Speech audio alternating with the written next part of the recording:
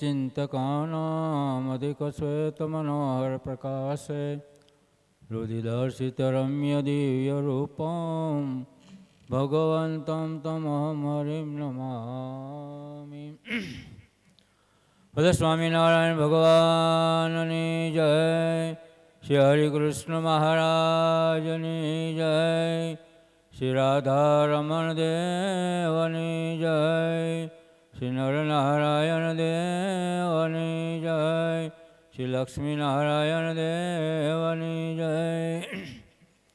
सर्वावतारी सर्वनियंता पुराण पुरुषोत्तम सर्वकारणना कारण कोटिनादि मुक्तना स्वामी सौना मोक्षदाता सर्वकर्ता हर्ता अंतर्यामी एवा अपना सौना इष्टदेव निज मंदिर में दर्शन आपी रहेला एवा वाला वाला सर्वोपरि श्री घनश्याम महाराज तथा अपना धर्मगुरु पूज्यपाल आचार्य महाराज श्री समग्र धर्मगुरुना चरणमां वंदन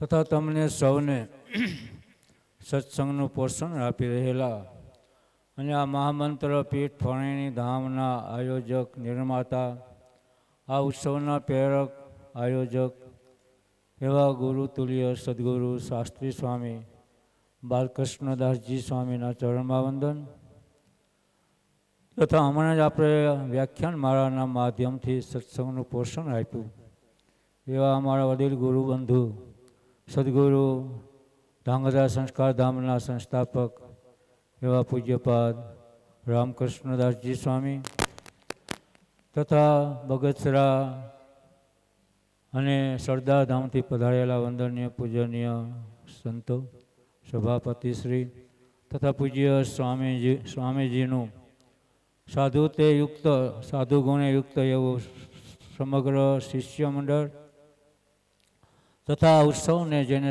પોતાની ધન સંપત્તિનો સદુપયોગ કરી અને આ ઉત્સવનું સાકાર સ્વરૂપ અપાયું છે એવા યશસ્વી સમગ્ર મહોત્સવના યજમાન ત્રિવેદી પરિવાર જાટકિયા પરિવાર કથાના બંને યજમાન એવા અમારા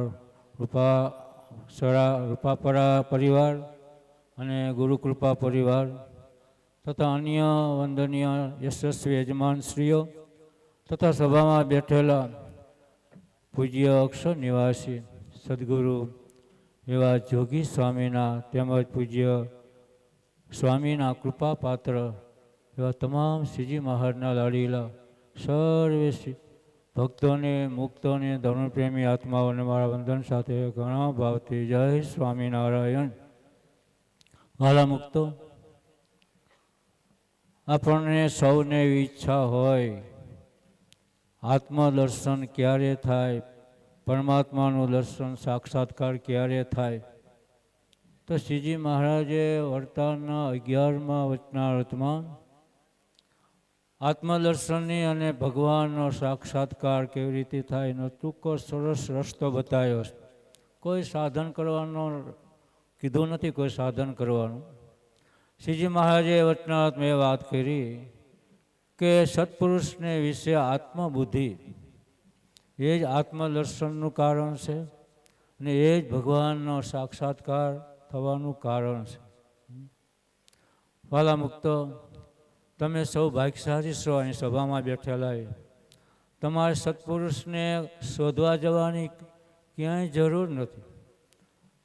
તમને 5 દિવસ સુધી સત્સંગનો લાભ આપે છે અને આ ફણેની ધામમાં રહી તમને સૌનું સત્સંગનું પોષણ આપી રહ્યા છે.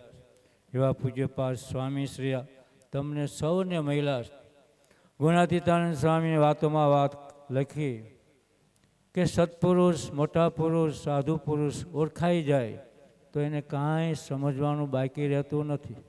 સ્વામિનારાયણ ભગવાને મધ્યના 21ના વચનામૃતમાં વાત કરી કે જેવો પરોક્ષનો મહિમા છે એવો પ્રગટનો મહિમા સમજાઈ જશે તો એને કલ્યાણના માર્ગોમાં કાંઈ સમજવાનું બાકી રહેતું નથી.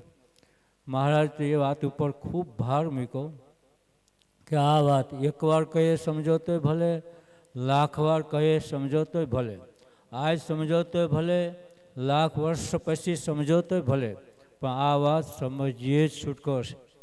એવા પ્રગટ સંતો તમને મળ્યા છે. ગુણાતીતાનંદ સ્વામી કહે છે કે આ જીવને રોકે ટોકે વઢે તો ધર્મ નિયમમાં રહીને મોક્ષના માર્ગે ચાલે. આજે પૂજ્ય સ્વામીની કથા ખૂબ આપણા હૃદયને લાગી જાય એવી વાત કરી છે. પૂજ્ય સ્વામી કેવળ આ આપણા જીવનું ઘડતર કરી રહ્યા છે.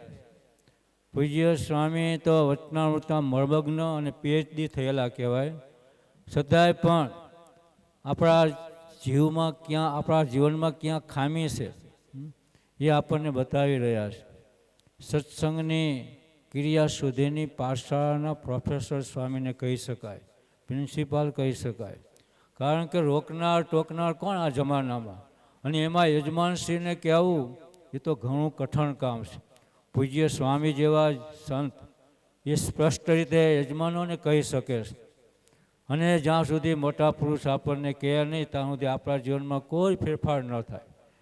આપણે એવું વ્યસન કે ફેશન જાય નહીં. પૂજ્ય પંચવિષયના આહાર, પૂજ્ય સ્વામીએ પંચવિષયના આહાર વિશે ખૂબ સરસ વાત કરી છે. પંચવિષયના આહાર શુદ્ધ નહીં હોય ત્યાં સુધી આપણે કોઈ મુક્ત નહીં બની શકીએ. મહારાજે 18મા વર્ષના એ જ વાત કરી છે. એટલે જેમ ગુણાતીતાનંદ સ્વામીએ ભરી સભામાં શિવલાલભાઈ શેઠ 9 લાખના આસામી બોટાદના ભરી સભામાં કીધું કયો કૂતરો આ હાડકું કરોડે કટકટ અવાજ આવે. અમે જ બેઠા હતા, સ્વામીને ખબર જ હતી કે શિવલાલભાઈ શેઠ આ હોપારી ખાય છે. છતાંય પણ ભરી સભામાં કીધું. અને અમારા જેવાએ તો ઘણું કીધું હતું અગાઉ, પણ મેં બધા પંપોરી કીધું બીજા સંતોએ, પણ વ્યસન ગયું નહીં. પણ ગુણાતીતાનંદ સ્વામી ઝાટકો માર્યો ને તો ઊભા થઈને અને હોપારીને અને સુડી બેનો ઘા કરીને મોઢું સાફ કરીને પગે લાગ્યા, દંડોત કરવા માંડી ગયા. સ્વામી સારું થયું, તમે ભરી સભામાં મને ઝાટકો માર્યો ને, વ્યસન ગયું. અત્યાર સુધી ઘણા સંતોએ કીધું પણ પંપોરીને કીધું તો ન ગયું. એમ વાલા મુક્તો આવા સંતો આપણને રોકે ટોકે વઢે તો જ આપણે પાછા વળી શકીએ એમ છીએ, નહીં તો આપણે આ જમાનામાં પાછા ન વળી શકીએ. એટલે પૂજ્ય સ્વામી સ્પષ્ટ વક્તા છે. જે કંઈ કહે છે આપણા જીવના આત્યંતિક કલ્યાણ માટે કહે છે. આવો મહિમા સમજાય છે તો આપણા જીવનનું આત્યંતિક કલ્યાણ થશે.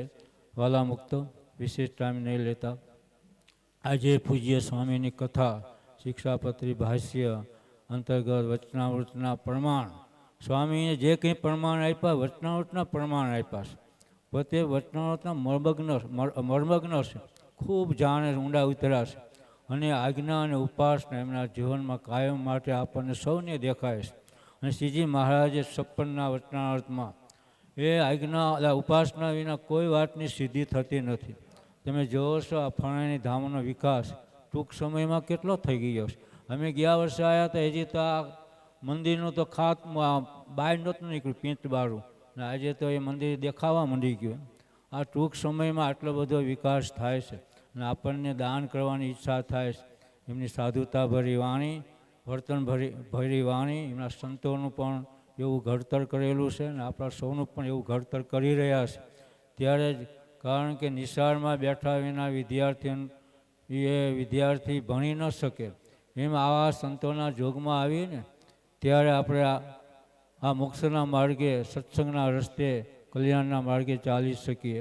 અંતમાં મુરીધામમાં બિરાજતા સર્વ અવતારી શ્રી કૃષ્ણ મહારાજના ચરણમાં પ્રાર્થના, મંદિરમાં બિરાજતા વાલા સર્વોપરી ઘનશ્યામ મહારાજના ચરણમાં પ્રાર્થના. આ બધાએ જે કોઈ જોગી સ્વામીની આ બધી જમાત કહેવાય, જોગી સ્વામીના બધા આશ્રિત ભક્તો, એમ આ બધા ભક્તોનું મહારાજ સર્વ પ્રકારે સુખ્યા કરે. જે કંઈ યજમાનશ્રીએ સેવા કરી છે તન મન ધનથી બધાને મહારાજ સુખ્યા કરે. અને સત્સંગમાં હળીમળીને રહીએ અને કુટુંબની ભાવનાથી રહીએ. માતા પિતા સંતો અને ભક્તો રાજી થાય એવું આપણું સૌનું દિવ્ય જીવન બને અને મહારાજ સૌનું આત્યંતિક કલ્યાણ કરે એ ભગવાન શ્રી હરિના ચરણમાં પ્રાર્થના સાથે મારી વાણીને વિરામ આપું છું. બોલો સ્વામિનારાયણ ભગવાનની જય.